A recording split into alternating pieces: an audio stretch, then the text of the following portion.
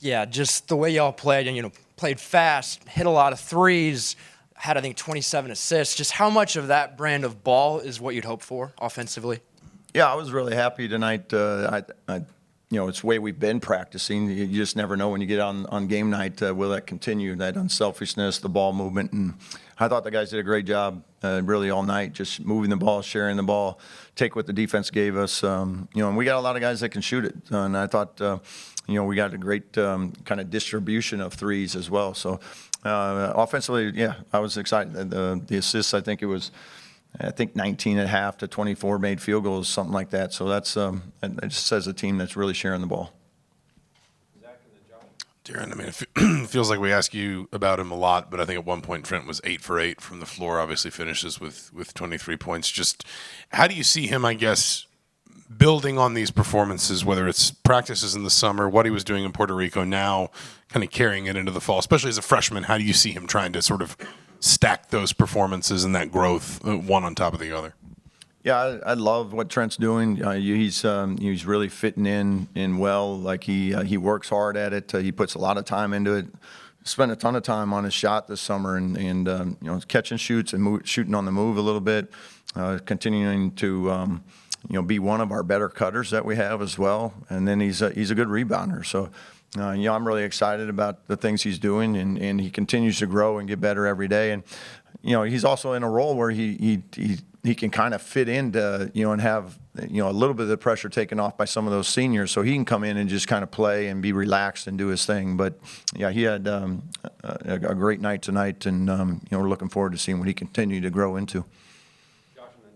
Yeah, Coach. Tucker scored at all three levels tonight, about 5 threes out of 7 shots. What did you like from him after a slow start in Puerto Rico tonight? Yeah, I thought he did a good job, kind of just, playing. And that's what I think he has, one of his better qualities, I think, is just his feel and his IQ and his ability to kind of play off of defenses. So, we rely on a lot with some of his playmaking as well, coming off of ball screens and things, and then also being able to utilize them on the move. So, I thought he had a nice, solid floor game tonight. Yeah, with Tucker, has he always been kind of a vocal leader? I mean, is he embracing that even more now? I mean, because obviously now, the last 2 years kind of been in kind of that role and never had guys that played with you. He's the only one. Like, has he embraced that? And you've seen him, what kind of growth have you seen him be a leader on the floor? Yeah, he's always been a really good leader. As he's gotten older, he's become more vocal with it as well.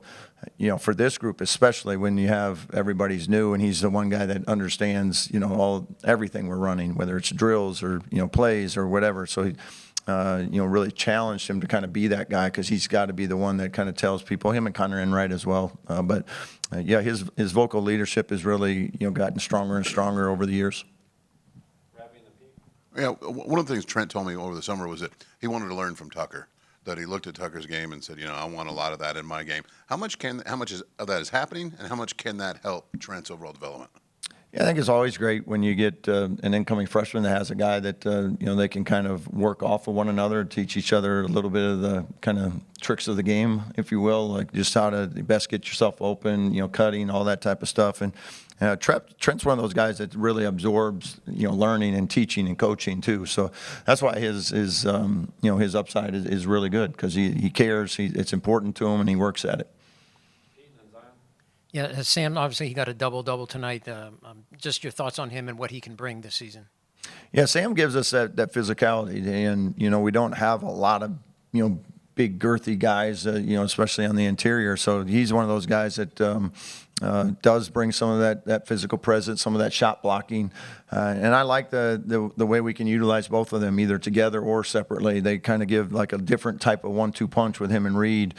We can play them together and play them separate, but I like Sam's ability. Like, hey, we can throw it in there, and he can go get a basket every now and then.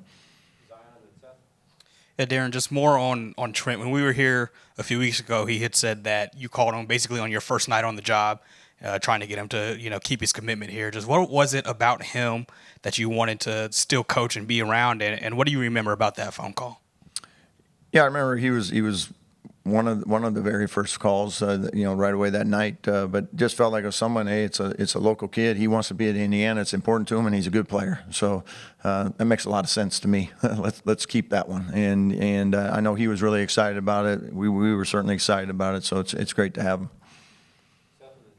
Darren, you talked about the ball movement your team showed before. I mean, 27 assists on 39 made field goals tonight, only 10 turnovers. Just how pleased are you with the way that your team has gelled in that way on the court so far early on? Yeah, it's been really good, and again, the challenges will continue to grow as we play more and more games. But even the other day in practice, we had 31 assists and 3 turnovers. I've never had that. That's in 5-on-5 play, but I've never had that as a coach. So some of that is just as we begin to see longer and bigger bodies and more athleticism, like we're going to have to make some adjustments to that. But these guys really understand how to play. We talk about playing off of 2 feet, making sure that you can still be aggressive, but let's make the right plays at the end of it. And I love how these guys have really kind of adapted to the way we want them to play offense. Oh, when you get up 20, 30 points like tonight against an overmatched team, how hard is it to keep the team focused on, executing and going kind of through the process of getting better, even though it's a blowout and you'll probably win easily? Yeah, exhibition games especially are really challenging because we know it doesn't count for anything.